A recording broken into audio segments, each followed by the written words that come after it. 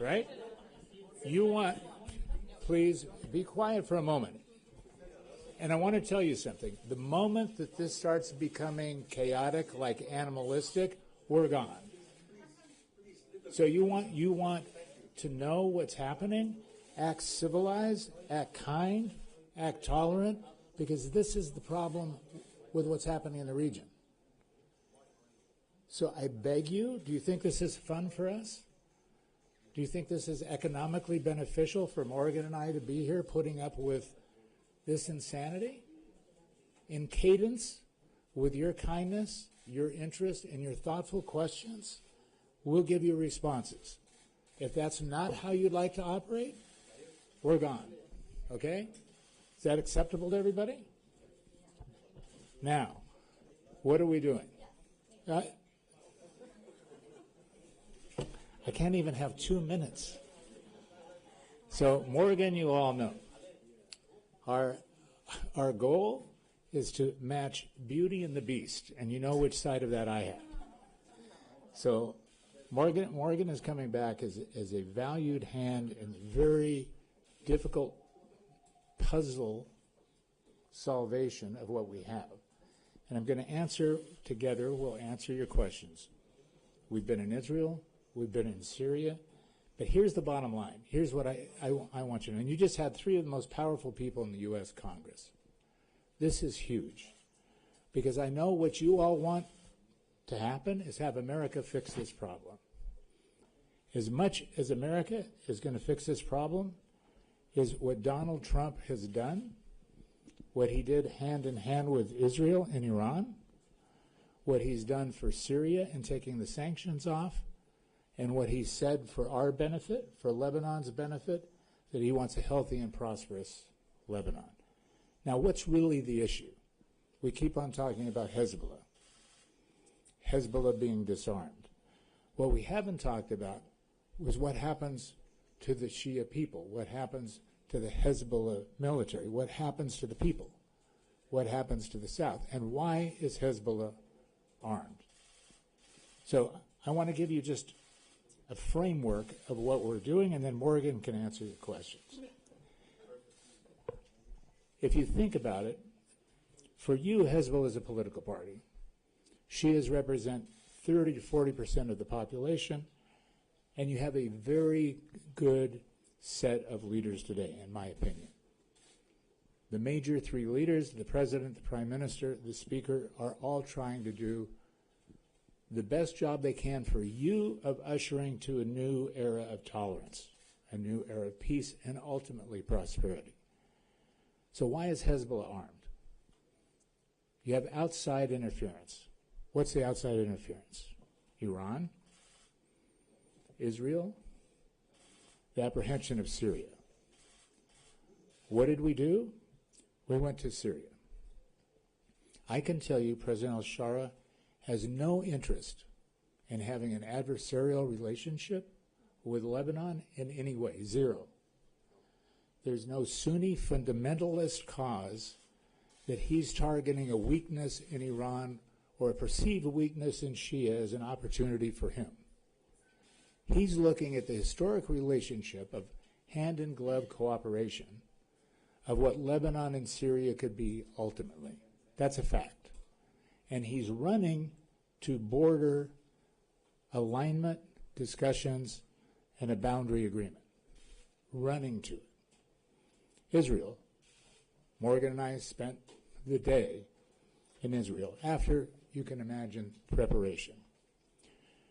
The idea responding to the heroic act that the president, the prime minister, the council had taken in responding to suggestions that we had given them as to what could a disarmament and withdrawal plan be. Again, going to disarmament is what can we do for Hezbollah to show them they don't need to be armed. Nobody wants to go to a civil war.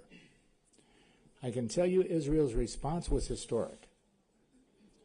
What they've said to us personally, what they've said to the president in actuality, and what they've given in a press release to you is they will meet tick for tat in exact cadence What we will do in an effort to make sure that Hezbollah is not armed as an adversary against them, they will withdraw in the same cadence.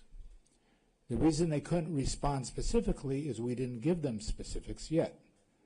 Your government is coming back with a proposal August 31st, which is a Sunday, so it won't be August 31st, of saying, here is the plan and proposal of what our intent is to disarm Hezbollah.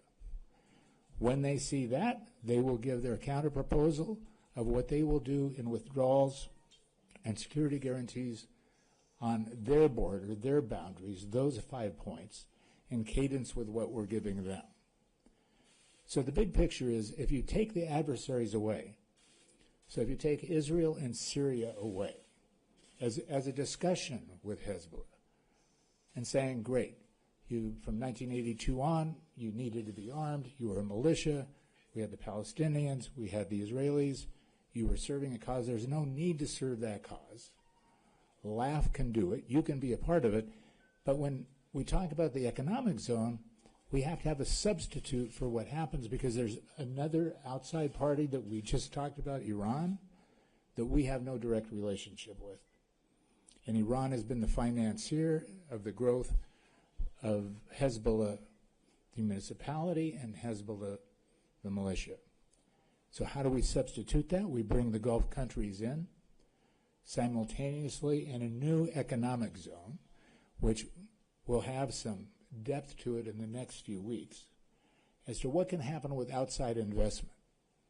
What kind of outside investment? What does it mean to the South? What does it mean to the community? So step by step, you take out the Iranian concern because you have another funding source, another life source. You take away the Syrian concern because Syria is ready to have discussions tomorrow. You take away the Israeli court. You haven't spoken, by the way, to Israel since 1949. This is insanity. And I'm not even going to go towards the fact that eventually you're going to have to speak to Israel. Whether it's a deconfliction, whether it's normalization, whether it's ultimately a peace agreement, there's only one road to ultimate peace and prosperity in this region, and that's for everybody to speak with each other and for America to vanish from the scene. So with that, I'll allow questions. Morgan can take that over. One question, and then we're going to have to wrap things up. Over here, please. Thank you. So this is Joyce Al-Haj from Al-Arabi TV. The main question is, did you get a commitment from Israel regarding the restraint of strikes on Lebanon in response to the decision made by the Lebanese government regarding this dismantling of the Hezbollah arms? I think the ambassador was clear on that. Israel is willing to go step by step. It might be small steps, baby steps, but they're willing to go step by step with this government. As Ambassador Barrack pointed out, the entire Trump administration, Secretary Rubio, were all greatly encouraged by the historic decision of the government a few weeks ago. But now it's not about words. Now it's about action. And so what Tom and I are here to do is to represent the President of the United States. It's his policy, not our policy. And we are here to help the Lebanese government move forward with that historic decision and to work with our partner in Israel step by step. So every step that the Lebanese government takes, we will encourage the Israeli government to make the same step. So we're looking forward to it. Thank you so much. It's good to be back. Thanks.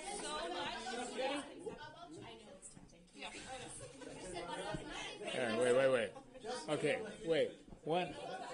Okay, yes. Calm down. Please, I beg you. But wait. 2 questions. 3 questions. Are you saying that nothing will happen until the disarmament of Hezbollah? So you mean that Israel will do anything until the real disarmament of Hezbollah? Never any step? Because last time you said that you will work on a step from the Israeli side. Yes, so it's a good question. Let me be more clear. What the Israelis are saying is they will meet step by step whatever our disarmament plan is. when I say "are," I'm speaking about Lebanese, right? That on August 31st, we're coming back with some plan. I don't know what it is. LAF and your government are coming back with a plan saying our proposal to Hezbollah as to how to disarm them, which is not necessarily militarily, right? They're not talking about going to war. They're talking about how do we convince Hezbollah to give up those arms, and what does that mean?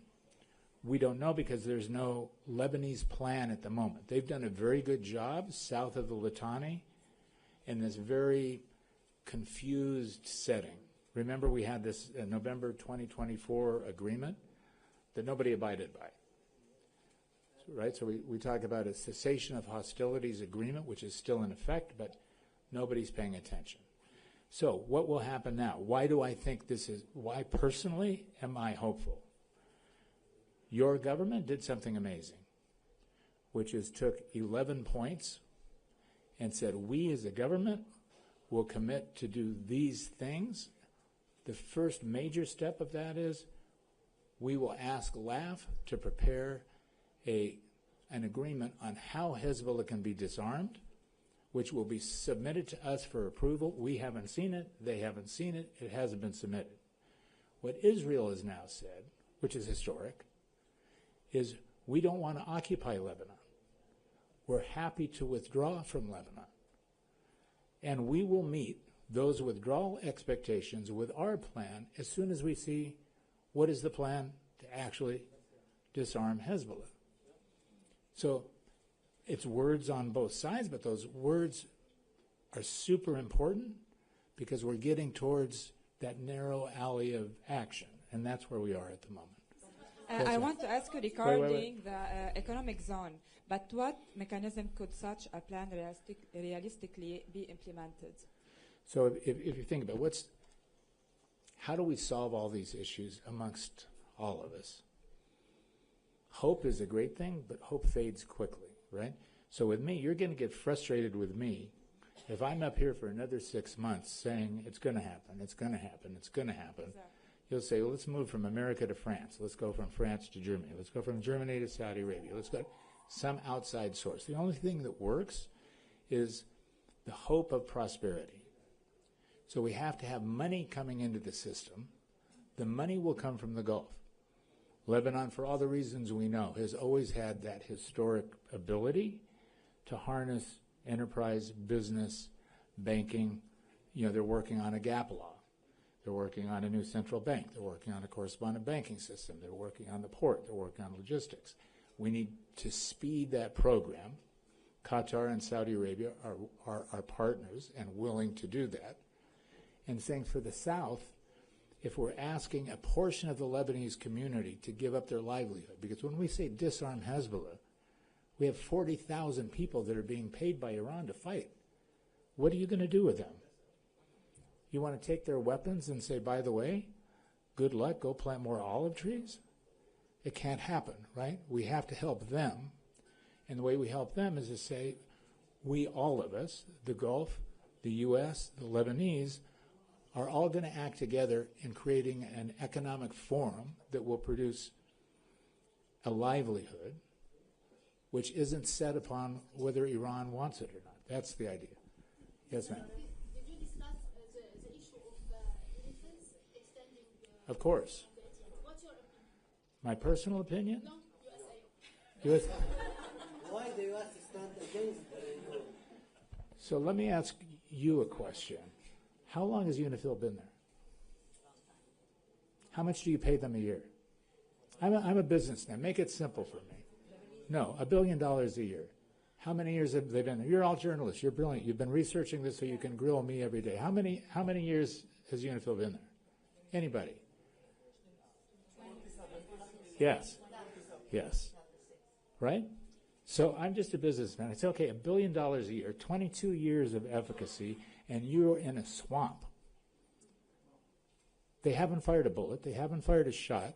You're in a worse dilemma than you've ever been with Israel and Hezbollah, and you want us to weigh in more with LAF. LAF is the answer. Your answer is LAF. Your answer is not UNIFIL. The Secretary of the United States position is we will extend for 1 year. That's our position today. We have to decide by the end of August. Of course, France is not in that position. My personal position is I sponsor the President of the United States and the Secretary of State 100%. Concentrate on LAF. You have to do it yourself. The more you rely on outside influence,